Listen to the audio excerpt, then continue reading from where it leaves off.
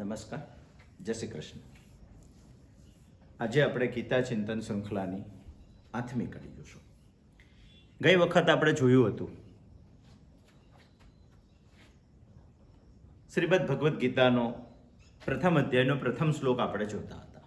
એમાં ધૃતરાષ્ટ્ર ઉવાચ જોયું અને કુરુક્ષેત્ર જોયું.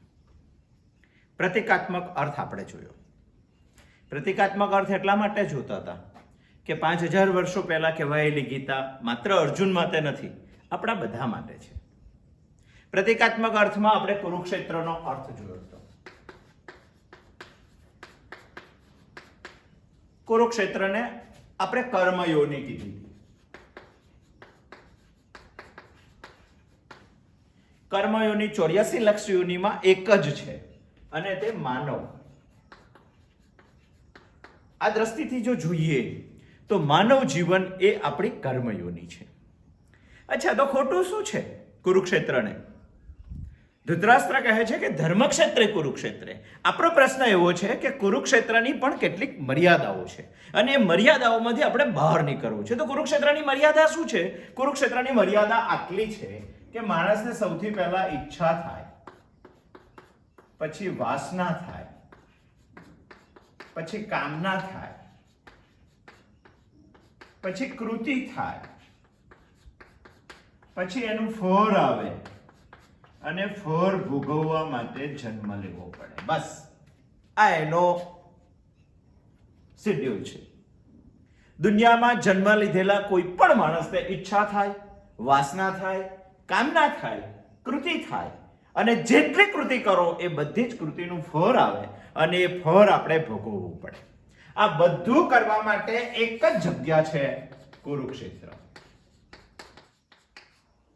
અને ભેગું થયેલું ભોગવવા માટે અન્ય યોની છે 83,99,999.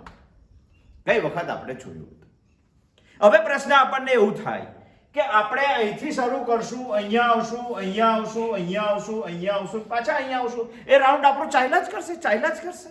મનુષ્ય જન્મ લેવાનો, કર્મો કરવાના, ભેગા કરવાના અને ભેગા થાય એટલે ભોગવવા માટે ભોગ યોનિમાં જવાનું અને ભોગ યોનિમાં ભોગવવાનું પૂરું થઈ જાય એટલે પાછું મનુષ્ય યોનિમાં આવવાનું અને મનુષ્ય યોનિમાં. આ તો એવું થયું કે આપણે રાઉન્ડમાંથી બહાર જ નથી નીકળતા.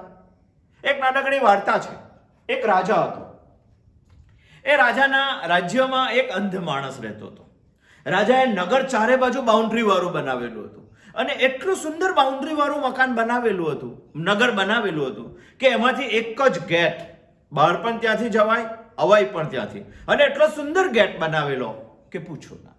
રાજા પાસે એક અંધ માણસ આવ્યો જેને બંને આંખો નથી અને અંધ માણસે રાજાને એવું કીધું કે રાજાજી, મારે નગરની બહાર જવું છે પણ મને દરવાજો દેખાતો નથી. રાજા કહે છે કે આપણા નગરને એક દરવાજો છે અને તે દરવાજાથી આપ બહાર જઈ શકો છો. તો કે પણ કેવી રીતે જઈ શકું? તો રાજા એવું કહે છે કે તને લાકડી લઈને તો જવાનું ખબર પડે છે ને, આમાં હાથ કરતા ચાલવાનું. જ્યાં દિવાલ આવે ત્યાંથી દિવાલને પકડીને ચાલવાનું. જ્યાં પકડીને ચાલે અને જે જગ્યાએ તારો હાથ જાય તો સમજવું કે આ દરવાજો છે. બસ એને બહાર નીકળવાનો કિમ્યો બની ગયો અને આ માણસ રાજાનું કીધા પ્રમાણે દિવાલ પાસે ગયો. દિવાલ પાસે જઈને ચાલતો હાથ અડાડતો ચાલે છે અને એક્ઝેક્ટ તે જગ્યાએ દરવાજો આવ્યો જે જગ્યાએ એનો હાથ ઘૂસવાનો હતો અને એને બહાર નીકળવાનું હતું.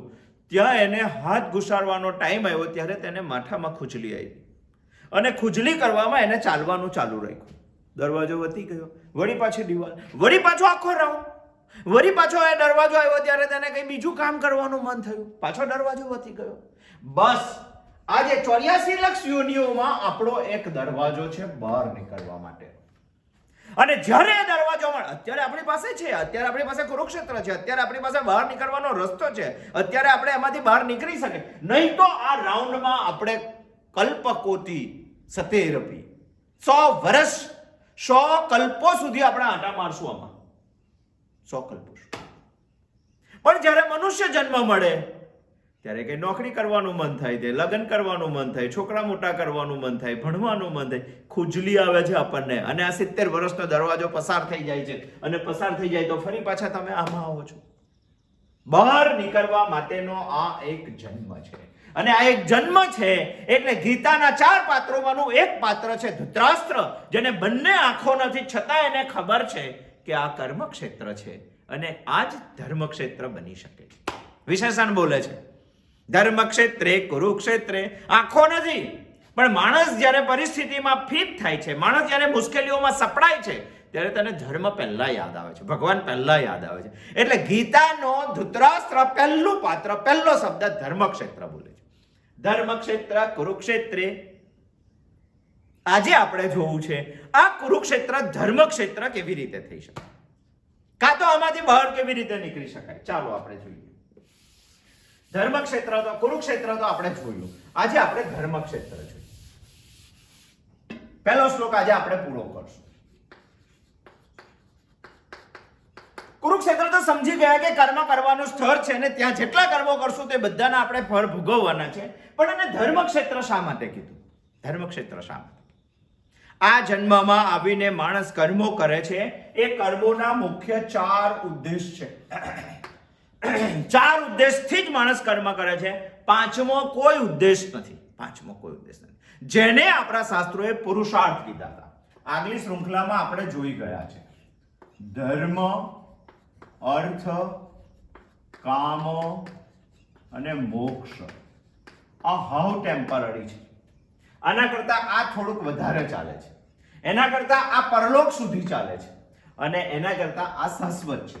ગઈ વખત આપણે જોયું હતું આ 4 પુરુષો. માણસ દુનિયામાં કોઈ પણ કામ કરે, કોઈ પણ કામ કરે, એને 4 જ વિભાગમાં વહેંચી શકાય. પાંચમો વિભાગ છે નહીં. કંઈ પણ કરતો હોય, સમજો કે હું કંઈ કામ કરું છું અને કોઈ કામ કરું છું, મને કોઈ આઈને પૂછે કે શું કરવા કરો છો, તો હું એવું કહું કે મજા આવે છે એટલે કરું છું, એને ભોગવવા માટે કરું છું, એટલા માટે એ કામ થયો. હું કોઈ કામ એક જ કામ કરું છું, જો મજા આવે કરું તો કામ છે. જો પૈસા ઉભા કરવા માટે, સત્તા મેળવવા માટે, પ્રતિષ્ઠા મેળવવા માટે, ઘર બનાવવા માટે કરું તો અર્થ છે, અર્થમાં આવે. એ જ કામ મને પૈસા પણ નથી કમાવા, સત્તા પણ નથી કરવી, સેલ્ફલેસ કરું છું, સાત્વિક બનીને કરું છું, તો એ કામ ધર્મમાં આવે. અને એ કામ ભગવાનને સમર્પિત, 100% ભગવાનને સમર્પિત કરીને કરું છું, તો તે મોક્ષમાં આવે. મોક્ષમાં આવે. આ સાત્વિક અર્થ છે. આપણે સમજવાનું છે ધર્મ, કારણ કે ધર્મ ક્ષેત્ર આપણે સમજવું છે. ધર્મ ક્ષેત્ર આપણે ધર્મ શબ્દ આવે એટલે હિન્દુ, મુસ્લિમ, ઈસાઈ, શીખ, પારસી આ બધા આપણને યાદ આવે. એવું નથી. ગીતાની ભાષામાં ધર્મ શબ્દ અલગ છે. જેને ત્વ શબ્દ લાગે તે બધા ધર્મ શબ્દ સાથે જોડાયેલા. પિતૃત્વ, પુત્રત્વ, પત્નીત્વ ત્વ શબ્દ લાગે. દેશભક્તત્વ, પ્રભુ ભક્તિત્વ, ભક્ત છે, ત્વ લાગે છે. એવી રીતે જો જોઈએ, આ દ્રષ્ટિથી જો જોઈએ તો ધર્મને કર્તવ્ય સાથે મતલબ છે. અને આ કર્તવ્ય, અમુક પ્રકારના કર્તવ્ય બીજી યોનિમાં છે, બાકી વેદોએ કીધેલા કર્તવ્ય મનુષ્ય જન્મ સિવાય બીજા કોઈ જન્મમાં શક્ય નથી. કોઈ જન્મમાં શક્ય નથી. એટલા માટે ગીતા એવું કહે છે કે આ જ કર્મ ક્ષેત્ર ધર્મ ક્ષેત્ર બની શકે છે. ધર્મ ક્ષેત્ર આપણા બધા બહુ કર્તવ્યો છે અને કર્તવ્યો માણસે યાદ રાખવા જોઈએ. ભેંસ યાદ રાખતી નથી, બળદ યાદ રાખતો નથી, કોઈ યાદ રાખતું નથી. કર્તવ્ય માણસ યાદ રાખે છે. કેટલા પ્રકારના કર્તવ્ય છે? આપણું કુટુંબ માટે કર્તવ્ય છે. લગભગ આ પશુ પક્ષી યોનિમાં પણ હોય છે. પોતાના બચ્ચાને એ પણ સાચવે છે. કુટુંબ માટેનું કર્તવ્ય છે. રાષ્ટ્ર માટેનું કર્તવ્ય છે. રાષ્ટ્ર દેવો માટેનું કર્તવ્ય છે. ઋષિઓ માટેનું કર્તવ્ય છે. એવી રીતે ભગવાન નામની શક્તિ માટેનું કર્તવ્ય છે. આ બધા કર્તવ્યો છે અને કર્તવ્ય મનુષ્ય જ પૂરા કરી શકે, બાકી બીજો કોઈ કામ કરી ના શકે. કર્મ તો કરવાનું જ છે, પણ કર્તવ્ય ભાવનાથી જો કર્મ કરશો તો તમે આ કુરુક્ષેત્રને ધર્મ ક્ષેત્ર બનાવી શકશો. ધર્મ ક્ષેત્ર બનાવી શકશો. આમને આમ આપણે ઊભા નથી થયા, આમને આમ ઊભા થયા છે. આપણું ઘર આમને આમ ઊભું થયું છે. કોઈ સુથાર હતો, કોઈ કર્યો હતો, કોઈ ઇલેક્ટ્રિશિયન હતો, બધા લોકોએ કામ કર્યું છે. એમના માટે આપણી કર્તવ્ય નિષ્ઠા છે. કોઈ એન્જિનિયર બને ને એવું કહે કે હું તો મારા પૈસાથી એન્જિનિયર બન્યો છું. અરે ભાઈ, તારી ફીથી કોલેજ નથી બંધાઈ જવાની અને તું જે કોલેજમાં ફી ભરે છે એનાથી કોઈ પ્રોફેસરનો પગાર નથી થવાનો. એટલી ઓછી ફી હોય છે. અને એન્જિનિયર બન્યો એટલે શું બન્યો? ચોપડા વાંચીને એન્જિનિયર બન્યો. તો ચોપડા લખવા માટે કોઈએ મહેનત કરી છે કે નહીં? તને ભણવા માટેનું તું ખાલી વાંચીને યાદ રાખીને લખીને પાસ થયો છે. એન્જિનિયર માણસ થાય તેના માટે પણ એનું કર્તવ્ય છે. કોઈકના માટે. મને કોઈકે ભણાવ્યો તો શિક્ષક માટે મને કર્તવ્ય છે. ખેડૂત રોજ રોટલી ખાતી વખત આપણે યાદ કરીએ, કોઈ તાપ તડકો વરસાદમાં ખેતરમાં કામ કરે છે અને ખેતરમાં કામ કરે છે તો મને મળે છે, અને મને મળે છે તો મારું કર્તવ્ય છે કે આના માટે કોઈ મહેનત કરે છે. કર્તવ્ય માણસને યાદ રહેવું જોઈએ, અને એ જ કર્તવ્ય માણસને કુરુક્ષેત્રમાંથી ધર્મક્ષેત્ર તરફ લઈ જાય છે. અને ગીતા આપણને એ જ સમજાવે છે કે માણસ કર્તવ્ય ભાવનાથી કર્મ કરવો જોઈએ, અને કર્તવ્ય ભાવનાથી જો કર્મ કરે તો જ તેનો તે ધર્મ છે. અને એ 4 પુરુષાર્થ છે, 4 પુરુષાર્થ છે. અને એ 4 પુરુષાર્થમાં જો માણસ ધર્મ પ્રત્યે ધ્યાન રાખે, આપણને એવું છે કે અહીંયા હિન્દુ ધર્મની વાત છે, અહીંયા મુસ્લિમ ધર્મ. ના ભાઈ, ગીતામાં આવા કોઈ ધર્મની વાત નથી.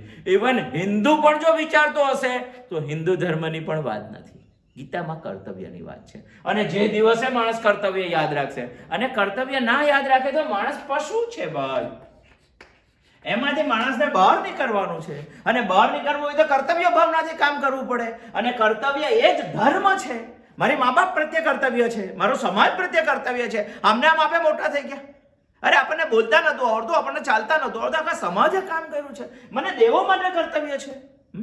પવનદેવ આપણા ત્યાં આવે તો સારું લાગે, વરસાદ આપણા ત્યાં આવે તો સારું લાગે.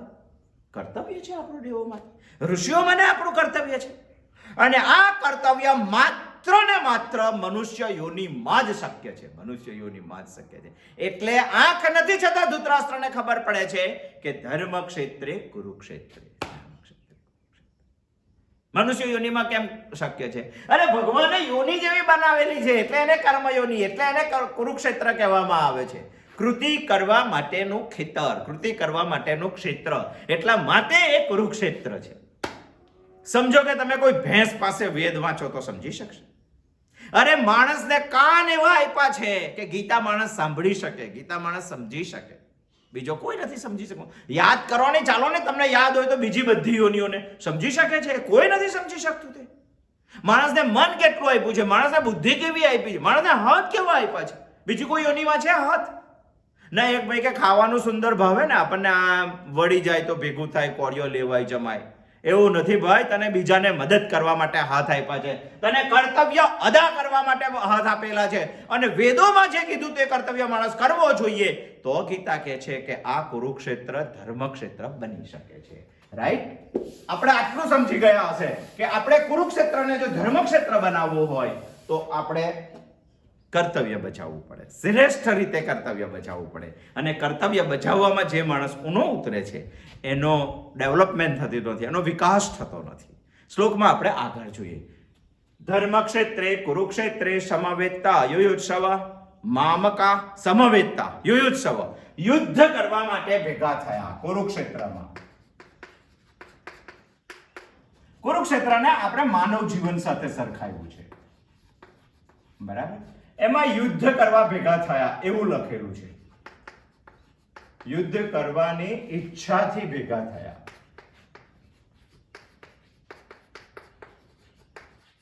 સમવેત્તા યુયુત્સવ, આ શબ્દ એવું કહેવા માંગે છે, યુદ્ધ કરવાની ઈચ્છાથી ભેગા થયા. ચાલો તમે કહો, કઈ કુરુક્ષેત્રમાં શા માટે ભેગું થવાય? શા માટે ભેગું થવાય? કોઈ માણસને ઈચ્છા થાય કે પાણીપુરી ખાવી છે ને બિંદાસ ખાટલો વાળીને કુરુક્ષેત્રના મેદાનમાં સૂવું છે, તો એને કુરુક્ષેત્રમાં લઈ જાય. અરે ખાઓ પીવો ને મજા કરો એવી જેની વૃત્તિ છે એને કુરુક્ષેત્રમાં જવાની જરૂર નથી. એટલે ધૃતરાષ્ટ્ર કહે છે કે યુદ્ધ કરવાની ઈચ્છા વાળા કુરુક્ષેત્રમાં ભેગા થયેલા છે.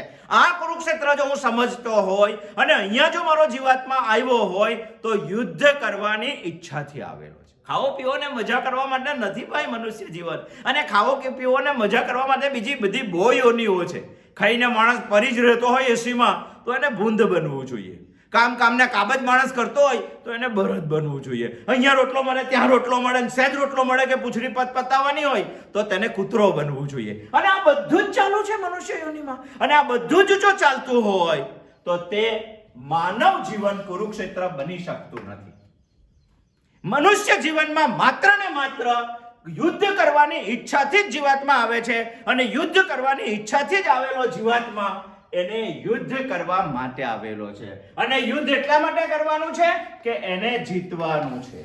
જીતવા માટે યુદ્ધ કરવાનું છે. એટલે સમવેતતા યુયુત્સવ શબ્દ એટલા માટે આવેલો છે. અને સમવેતતા યુયુત્સવ શબ્દમાં જો મારે પ્રતિકાત્મક સમજવાનું હોય તો પ્રતિકાત્મક અર્થ એ થાય છે કે મારે આ જીવનમાં યુદ્ધ કરીને જીતવાનું છે.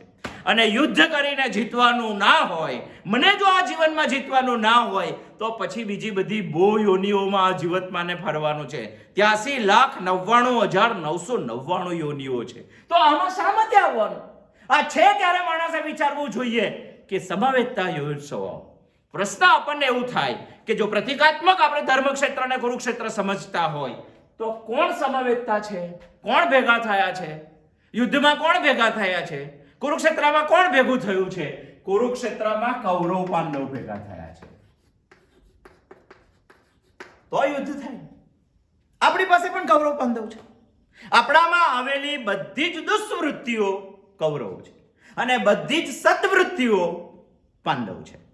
દરેક માણસમાં હોય છે અને દરેક માણસમાં નાના મોટા યુદ્ધ તો જન્મથી ચાલે છે. આ કૌરવ પાંડવોમાં નાના હતા ત્યારે નાનું મોટું યુદ્ધ તો એમાં ચાલતું હતું જ અને બંને વચ્ચે નાના હતા ત્યારનો ઝઘડો ચાલતો હતો. પણ આ એક મહાયુદ્ધ હતું કુરુક્ષેત્રમાં. મહાયુદ્ધ શા માટે? કારણ કે કૌરવોનો સંપૂર્ણ નાશ થવાનો હતો. આપણામાં જે દુર્ગુણો છે, આપણામાં જે સદગુણો છે, આ કૌરવ છે, આ પાંડવ છે. અને આ બેનું યુદ્ધ કાયમ ચાલે છે, કાયમ ચાલે છે. એક સિમ્પલ એક્ઝામ્પલ તમને આપું. તમે કોઈ શહેરમાં ગયા છો, શહેરમાં ગયા છો તો મંદિરે ગયા છો અને મંદિરે ગયા છો તો રસ્તામાં એક ભિખારી બેઠેલો છે અને ભિખારીને તમે જોયો છે દૂરથી, 100 મીટર દૂરથી ભિખારીને જોયો છે. તમે વિચારો છો કે આને મારે કંઈક આપવું જોઈએ. દાન વૃત્તિ તમારામાં જાગૃત થઈ ગઈ. તમારા એક પાંડવ ઊભો થયો અને જ્યારે પાંડવ ઊભો થયો અને દાન વૃત્તિ તમારામાં જાગૃત થાય ત્યારે તમે ખિસ્સામાં હાથ નાખો છો અને ખિસ્સામાં હાથ નાખો છો ભિખારીને આપવા માટે, ત્યારે નોટોનું બંડલ તમારા હાથમાં આવે છે. તમે વિચારો છો કે ભિખારીને નોટ ના અપાય. આ શું થયું? એક કૌરવ પાંડવની સામે લડવા માટે ઊભો થયો તમારા મનમાં. એવું કહે છે કે નોટ ના અપાય તો શું કરવું? પણ પાંડવ હજુ જ ઝૂમે છે તો તમે નોટને સાઈડ ઉપર રાખીને આમ ખિસ્સું ખખડાવો છો. ખિસ્સું ખખડાવો છો તો એમાં સિક્કા છે, એમાં એક સિક્કો તમે કાઢ્યો અને સિક્કો કાઢીને આપવા માટે જાઓ છો ત્યાં બીજો કૌરવ ઊભો થઈને એવું કહે છે કે રૂપિયો ના અપાય. રૂપિયો તો અત્યારે ગાળાના પૈડા જેવો મોટો છે. ફરી પાછો હાથ ખિસ્સામાં જાય છે અને ફરી પાછો હાથ ખિસ્સામાં જાય છે અને તમે શોધો છો કે આઠાણા છે, પાવલી છે અને પાવલી તમારા હાથમાં આવી જાય છે અને પાવલી આપવા માટે જ્યારે તમારામાંથી એક પાંડવ ભિખારીની સામે હાથ લાંબો કરે છે ત્યારે અંદરથી એક કૌરવનો જવાબ આવે છે કે જો આજે આપશે ને તો કાલે હું માગશે અને પછી એને આદત પડી જશે અને રોજ પાવલીઓ આપવી પડશે. તમે એ હાથમાં લીધેલી પાવલી ખિસ્સામાં મૂકી દો છો. કૌરવ જીતી ગયો. અને રોજ આવી નાની મોટી વાતોનું યુદ્ધ આપણા મગજમાં ચાલે જ છે, આપણા જીવનમાં હોય છે. મતલબ કે આપણી પાસે જ કૌરવ છે અને આપણી પાસે જ પાંડવ છે અને નાના મોટા યુદ્ધો તો ચાલ્યા જ કરે છે. સવાર તમે વહેલા ઉઠવાનું નક્કી કરીને સૂઈ જાઓ. પહેલો વિચાર આવે છે 4 વાગે ઉઠી જઈએ. બીજો વિચાર આવે છે કે વહેલું ઉઠીને કોનું ભલું થયું. સવારની ઊંઘ જ બહુ મીઠી હોય છે. કૌરવ તમને સુવરાવી દે છે પાછો અને તમે સૂઈ જાઓ છો. અંદર એવી એક સત્વૃત્તિ તૈયાર થાય છે જે સરત વૃત્તિને દબાવવા માટે 100 જણા બહારથી પડેલા છે અને 100 જણા બહારથી પડેલા છે તો એને ઉપર આવવા દેતા નથી. તો શું કરું? શોધવું પડે કે કૌરવનો જન્મદાતા કોણ છે, કૌરવોનું મૂળ ક્યાં છે અને કૌરવોનું મૂળ છે ધૃતરાષ્ટ્ર. આ ધૃતરાષ્ટ્ર પણ આપણામાં છે.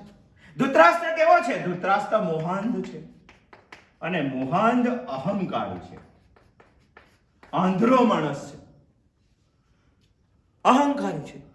આપણે પણ મોહાંધ છીએ અને આપણે પણ અહંકાર છે. આ એક એવું બળવાન તત્વ છે કે 100 કૌરવોને જન્મ આપી શકે છે. મોહાંધ અહંકાર 100 કૌરવોને.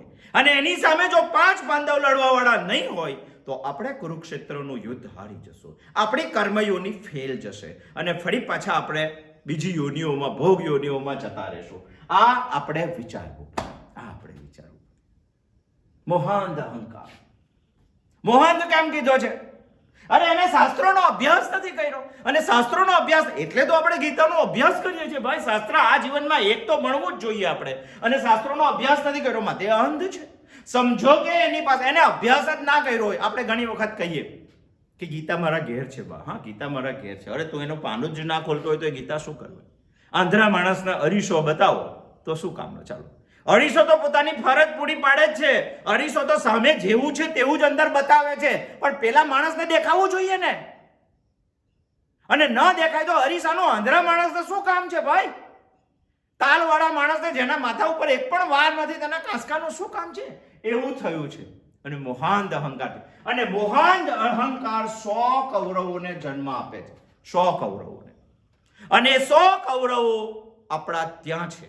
અને એમની સાથે નાનાનું મોટું યુદ્ધ કાયમ ચાલ્યા કરે. છમકલા તો ચાલ્યા જ કરે છે. પણ એક મહાયુદ્ધ આપણે કરવાનું છે. મહાયુદ્ધ. અને કૌરવ સેનાનો સંપૂર્ણ નાશ કરવાનો છે. સંપૂર્ણ. એક બે દુર્ગુણો નહીં, બધા દુર્ગુણોનો એકી સાથે નાશ કરવાનો છે. અને એકી સાથે નાશ કરવાનો હોય તો આપણને મહાયુદ્ધ જોઈએ. મહાયુદ્ધનું બીજું નામ છે મહાભારતનું યુદ્ધ. અને મહાભારતના યુદ્ધમાં 100 કૌરવો મૃત્યુ પામ્યા હતા. 100. મહાભારતનું જો યુદ્ધ કરવું હોય તો સૌથી પહેલા શું જોઈએ આપણી પાસે? ચાલો કહો, શું જોઈએ? અરે ભાઈ, કૌરવો સામે લડવા માટે સૌથી પહેલા તો આપણી પાસે 5 પાંડવો જોઈએ. કયા પાંડવો? 5 પાંડવો જોઈએ. અને 5 પાંડવોમાં ભગવાનને એક સૌથી પહેલા જોઈએ, જેનાથી અડધું યુદ્ધ જીતી શકાય છે, જે યુદ્ધમાં બધા જ મહારથીઓને મારી શકે છે. અને એવો વ્યક્તિ છે અર્જુન. પહેલો જોઈએ ભગવાન. કેમ પહેલો જોઈએ? કારણ કે અર્જુનની અંદર એક ગુણ હતો, મુમુક્ષુ.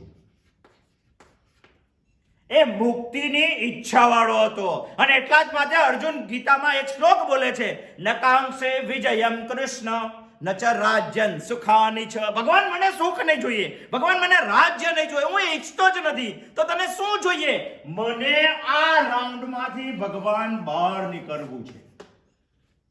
એને જ કહેવાય મુક્તિની ઈચ્છા. ભગવાન એને પહેલો સાથ આપે છે. ભગવાન એનો સારથી બને છે.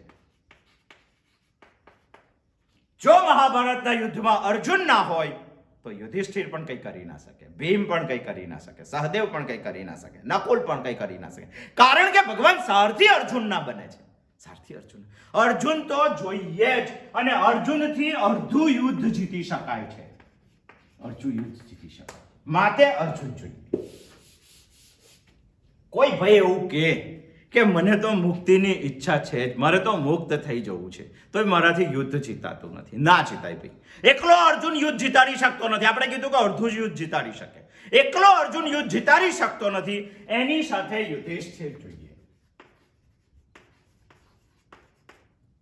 યુધિષ્ઠિર શું છે? યુધિષ્ઠિર મહાભારતમાં એક ગુણનું જબરજસ્ત વ્યક્તિત્વ છે. અને એ ગુણ છે સદાચાર. આ જોઈએ. સત્યનો આચાર, સદનો આચાર. એ નથી કરતા આપણે. અને નથી કરતા માટે તમારી પાસે અર્જુન હશે, તમારી પાસે મુક્તિની ઈચ્છા હશે, તમે મુમુક્ષુ હશો, તો પણ આ મહાભારતના યુદ્ધમાં તમે કંઈ નહીં કરી શકો.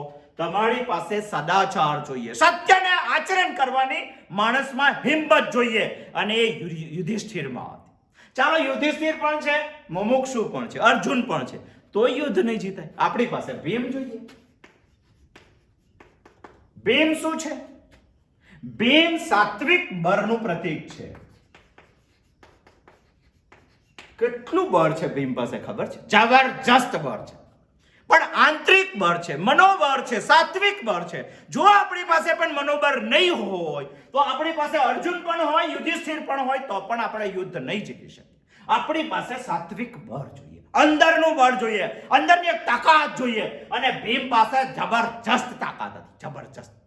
ભીમને જ્યારે ઝેર આપવામાં આવ્યું ને ભીમ જ્યારે પાતાળ લોકમાંથી નાગલોકમાંથી બહાર આવે છે અને બહાર આવે ત્યારે એનું તીરમું ચાલતું હોય છે. અને એનું તીરમું ચાલતું હોય છે ત્યારે ઘર તરફ પ્રયાણ કરે છે. એટલે બધા બ્રાહ્મણો દોડતા દોડતા રસ્તામાં જાય છે. તો બ્રાહ્મણોને ભીમ પૂછે છે, ઓળખતા નથી, કે ભાઈ ક્યાં જાઓ છો? તો કે અમે ભીમના તીરમામાં જઈએ છીએ. તો શું કરવા જાઓ છો? તો કે અમે લાડુ ખાવા માટે જઈએ છીએ.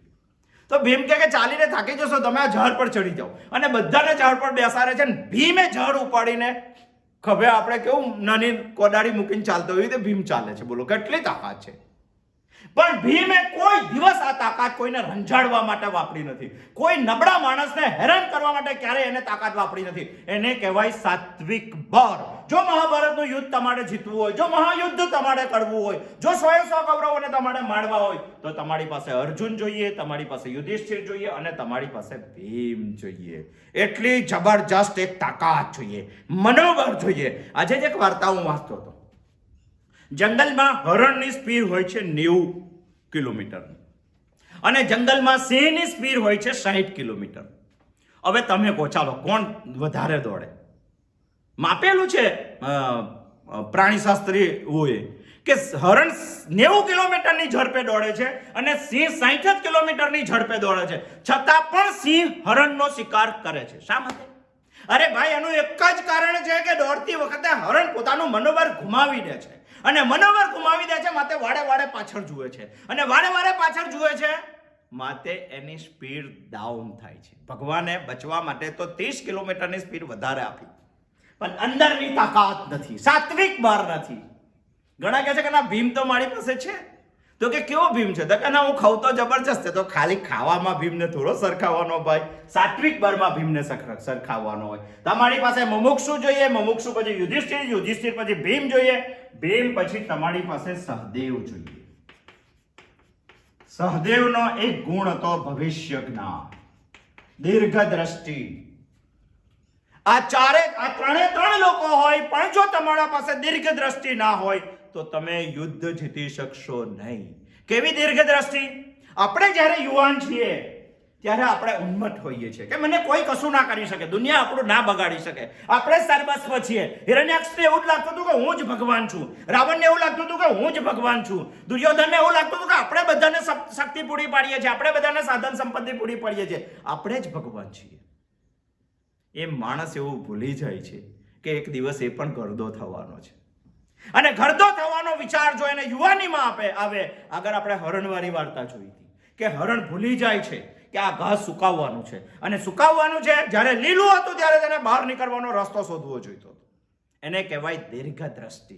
યુવાની હોય ત્યારે માણસને એવું લાગે કે ગરદા થશું ત્યારે ગીતા ભણશું. અરે ભઈલા, ત્યારે તો ઘાસ સુકાઈ જશે, તારાથી કંઈ નહીં થાય. અત્યારે જ્યારે બધું ચાલે છે ત્યારે જ અઠવાડિયે 1 કલાક ગીતા માટે કાઢ, એનો વિચાર કર. એને જ કહેવાય ભવિષ્ય જ્ઞાન. અને દીર્ઘ દ્રષ્ટિ જે માણસ પાસે છે એ મહાભારતનું યુદ્ધ જીતી શકે છે, બાકી ના જીતાય, શક્ય નથી.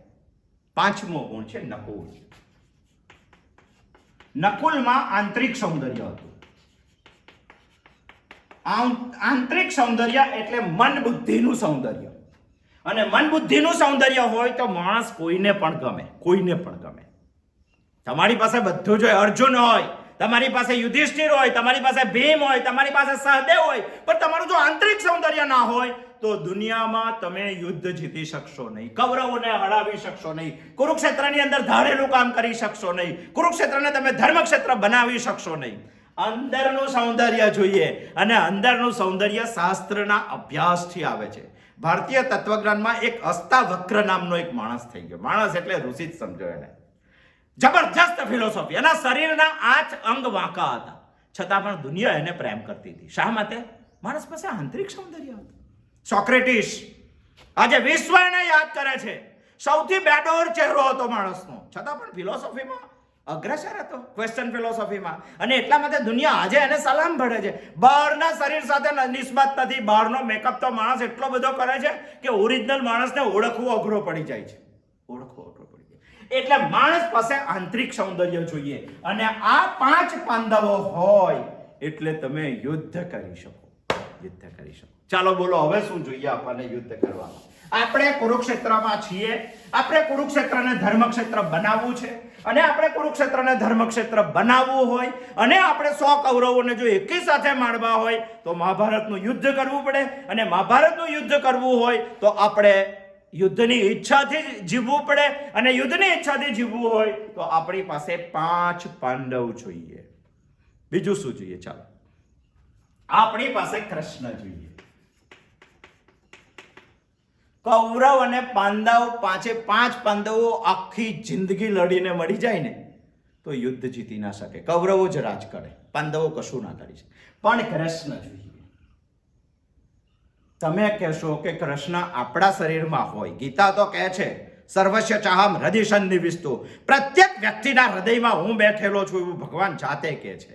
પણ આપણને પ્રશ્ન એવો થાય કે જો ભગવાનના શરીરમાં હોય તો કૌરવો કેવી રીતે રહે? ભગવાનના શરીરમાં હોય તો પાંડવોને લડવું પડે, સદગુણો લાવવા પડે આપણે. અરે ભગવાન જ્યાં રહેતા હોય ત્યાં તો સદગુણો જ હોય, ત્યાં દુર્ગુણો કેવી રીતે હોય? અરે વેદ એવું કહે છે કે આ એક કુટસ્થ ચૈતન્ય આપણી સાથે રહેલું છે. અને કુટસ્થ ચૈતન્ય જે આપણી સાથે રહેલું છે, કૃષ્ણની શું શરત હતી? ચાલો, કુરુક્ષેત્રના મેદાનમાં યુદ્ધ કરતા પહેલા કૃષ્ણ ભગવાનની એક શરત હતી. શું શરત હતી? હું શસ્ત્ર ઉઠાવીશ નહીં. છે કે નહીં? દુર્યોધન ને અર્જુન ભગવાનની પાસે માંગવા ગયા હતા, અને ભગવાનની માટે માંગવા ગયા હતા ત્યારે મોહાંત અહંકારનો જે દીકરો દુર્યોધન હતો એ ભગવાનના ઓશિકે બેસે છે, અને અર્જુન ભગવાનના પગ પાસે બેસે છે. અને ભગવાન જ્યારે દ્રષ્ટિ પાડે છે ત્યારે પહેલી નજર અર્જુન પર પડે છે. અને માંગવાની વાત આવી, મહાભારતના યુદ્ધની વાત આવી, ત્યારે ભગવાને કીધું કે મારી પાસે બે ઓપ્શન છે. એક બાજુ મારી નારાયણી સેના રહેશે અને એક બાજુ હું રહીશ, પણ મારી એક શરત છે, હું યુદ્ધમાં શસ્ત્ર ઉઠાવીશ નહીં. પહેલું કોણ માગે? પહેલું દુર્યોધન કે હું માગું? ભગવાન કે ના, મારી જેની પહેલા નજર પડી છે તેને પહેલું માગવા દો. આપણી પણ પરીક્ષા થાય. એક બાજુ ભગવાન હોય અને એક બાજુ લાખો રૂપિયા હોય. તમે શું માગો? ચાલો, જો તમે લાખો રૂપિયા માગો તો મોહાન અહંકારના પુત્ર સિવાય વિશેષ કઈ નથી. અર્જુને શું માગ્યું કે ભગવાન મને તું જોઈએ. ભગવાન કહે કે મને શસ્ત્ર નથી ઉઠાવવાનું, મારી નારાયણની સેના લડવાની છે, તો કે તે મને ચાલશે. દુર્યોધનને તો જોઈતું હતું. એક બાજુ ભગવાન અને ભગવાનની શરત. મહાભારતના મેદાનમાં, મહાભારતના યુદ્ધમાં, કુરુક્ષેત્રના મેદાનમાં ભગવાન જોઈએ, અને ભગવાનની શરત કે હું શસ્ત્ર નહીં ઉઠાવું.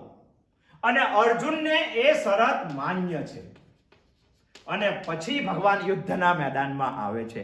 આ શરીરમાં પણ કુટસ્થ ચૈતન્ય છે, અને કુટસ્થ ચૈતન્ય એવું કહે છે કે એક પણ દુર્ગુણ સાથે હું લડીશ નહીં, એક પણ દુર્ગુણને હું મારીશ નહીં. યુદ્ધ તો તારે જાતે જ કરવાનું છે, અને આ શરત આપણને માન્ય છે. માટે એ કુટસ્થ ચૈતન્ય આપણામાં આવીને બેઠેલું છે. પ્રશ્ન એવો ઉભો થાય કે ભગવાન તો અર્જુનના સારથી બન્યા,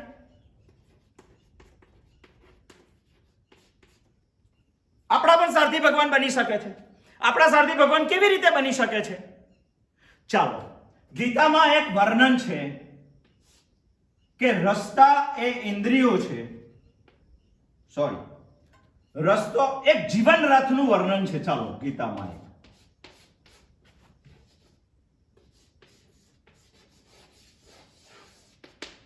જીવન રથનું વર્ણન છે. ચાલો, જે રસ્તો છે તે વિષયો છે, 5 ઘોડાનો રથ છે, અને જે 5 ઘોડા છે તે આપણી ઇન્દ્રિયો છે, અને ઘોડાને જે લગામ નાખીને નાખેલું છે તે આપણું મન છે, એને ચલાવવા વાળો જે છે તે આપણી બુદ્ધિ છે, અને એમાં બેઠેલો એમાં જે સારથી છે તે આપણી બુદ્ધિ છે, અને એમાં જે બેઠેલો રથી છે એ આપણું કુટસ્થ ચૈતન્ય છે, એ આપણા આત્મા છે. હવે કલ્પના કરો કે આમાં સારથી કોણ છે? સારથી બુદ્ધિ છે. આ બુદ્ધિનું કામ શું છે? બુદ્ધિના કામને વિચારોની સ્પષ્ટતા કરવાનું છે, અને જીવનમાં નિર્ણય લેવાનો છે. મારે કૃષ્ણને સારથી બનાવવો છે. જો મારે સારથી બનાવવો તો મારા જીવનમાં સારથી કોણ છે? બુદ્ધિ છે.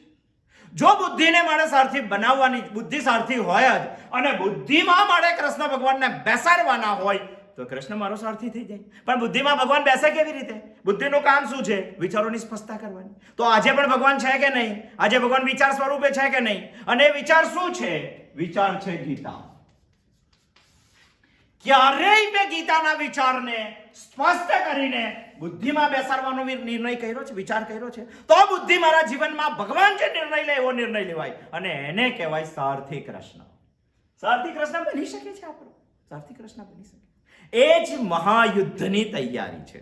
મહાયુદ્ધ આપણે કરવું છે. 100 કૌરવોને આપણે મારવા છે. નાના મોટા છમકલા આપણે કરવા નથી, અને નાના મોટા છમકલામાંથી જો બચવું હોય તો મહાયુદ્ધ કરવું પડે, અને મહાયુદ્ધમાં કૌરવો સામે લડવું હોય તો પાંડવો જોઈએ, અને પાંડવો એકલા ના ચાલે, કૃષ્ણ પણ જોઈએ. આપણે સમજી ગયા કે કૃષ્ણને આપણો સારથી બનાવવો હોય તો શું કરવું પડે? શું કરવું પડે?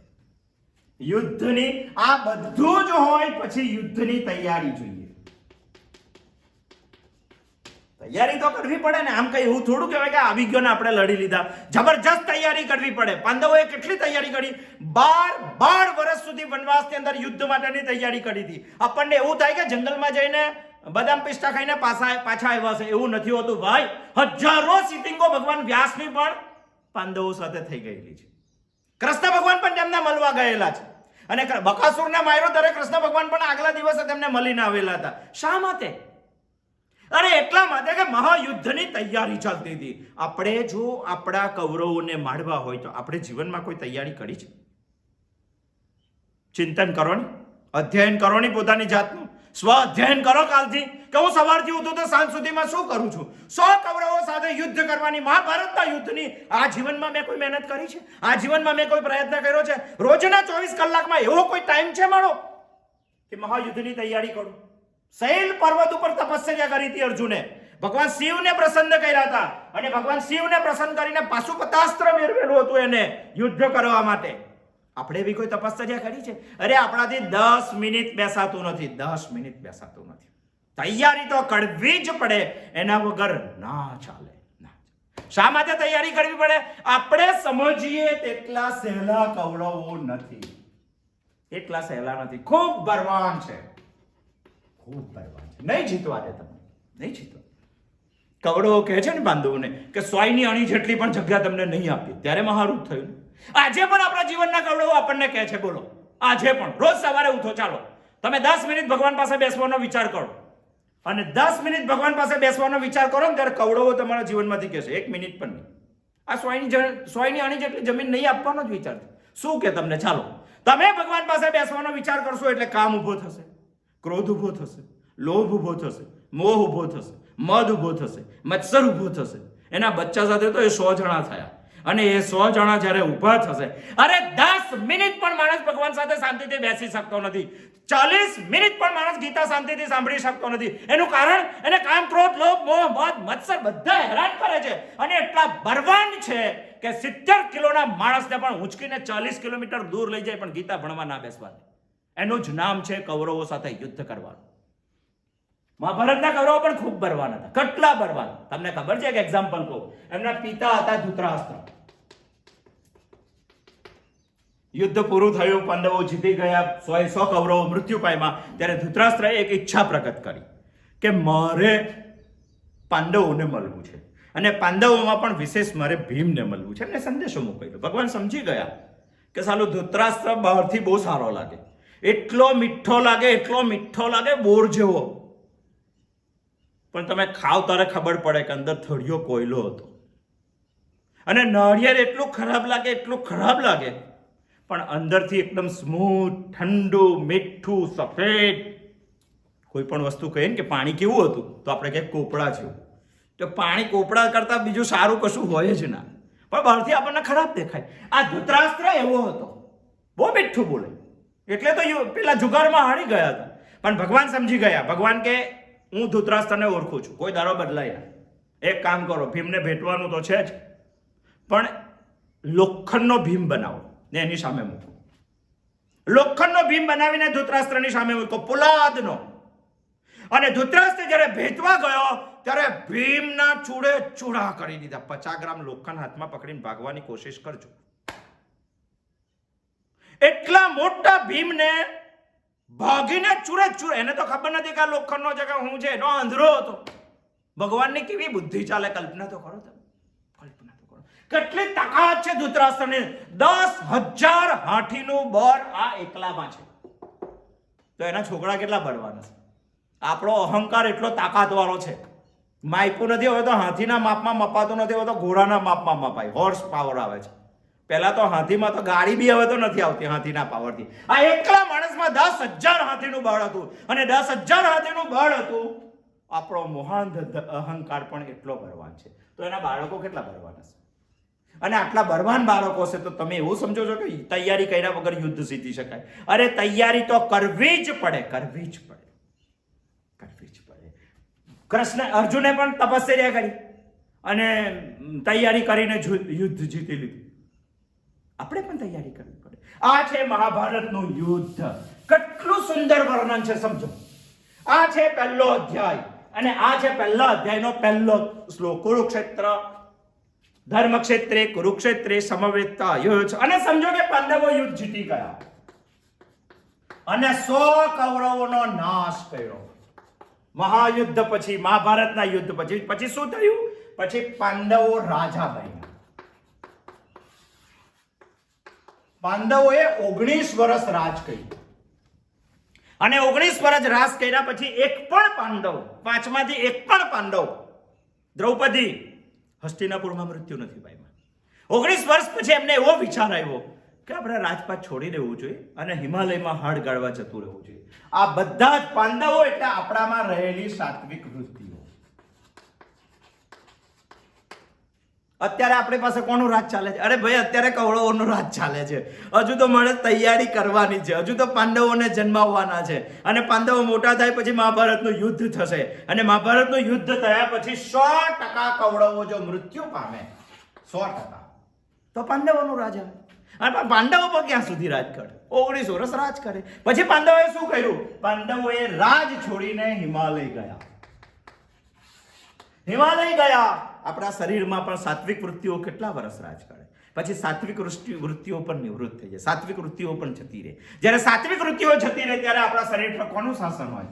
ત્યારે આપણા શરીર પર કુટસ્થ ચૈતન્યનું શરીર, કુટસ્થ ચૈતન્યનું રાજ હોય. અને જે દિવસે આ કુરુક્ષેત્રમાં કુટસ્થ ચૈતન્યનું રાજ છે તે દિવસે મુક્તિ છે. બસ ગીતા આપણને અહીંયા પહોંચાડવા માંગે છે, અહીંયા પહોંચાડવા માંગે છે. જેમ પાણીમાં ફટકડી નાખીએ ને આપણે, સમજો કે કોઈ પાણી ડોળું છે ને એને સાફ કરવું છે તો ફટકડી ફેરવવાની. ફટકડીના કણો પાણીના કણો કરતાં હલકા હોય છે, માટે પાણીમાં એ તળે છે. પણ જ્યારે ગંદા પાણીના રજકણોને ચોંટાડે છે ફટકડીના કણો, અને ચોંટ્યા પછી એનું વજન વધે એટલે એ ગંદકીને લઈને નીચે જતા રહે છે. પાણી ચોખ્ખું ક્લીન, એ જ આપણી મુક્તિ છે. બસ ગીતા આપણને આવું કહેવા માંગે છે, આવું કહેવા માંગે છે. અહીંયા સુધી આપણે કુરુક્ષેત્રના મેદાનના યુદ્ધને પ્રતિકાત્મક રીતે સમજ્યા. આ જ શ્લોકની બીજી રીતિ છે, મામકા પાંડવાશ્ચેવ કિમ કુર્વત સંજય. હે સંજય, આ લોકો શું કરે છે? યુદ્ધ કેમ થયું? આ ધૃતરાષ્ટ્રનો પ્રશ્ન છે. પણ ધૃતરાષ્ટ્રના પ્રશ્ન પહેલા એક મોટો શબ્દ ધૃતરાષ્ટ્રએ વાપરેલો છે અને તે પાંડવોનું નામ પહેલા નથી લેતો. ધૃતરાષ્ટ્ર શું કહે છે? મામકા. અને પછી શું કહે છે? પાંડવા. મારા અને પાંડવોના પુત્રો શું કરે છે? બસ બીજા શ્લોકથી સંજય એનો જવાબ આપે છે. સંજય જવાબ શું આપે છે? આપણે સમજવું છે મામકા અને બીજું સમજવું છે આપણે પાંડવા, સંજયની ભાષામાં. બીજા શ્લોકથી સંજય બોલવાની શરૂઆત કરે છે. બીજા શ્લોકથી 13મા શ્લોક સુધી ધૃતરાષ્ટ્રના પ્રશ્નનો મામકાનો જવાબ છે. મામકા શું કરે છે, મારા પુત્રો શું કરે છે, એ બીજાથી 13મા શ્લોક સુધીમાં જવાબ છે. અને પાંડવા શું કરે છે, એ પાંડવાનો 14 થી 19 શ્લોક સુધીમાં જવાબ છે.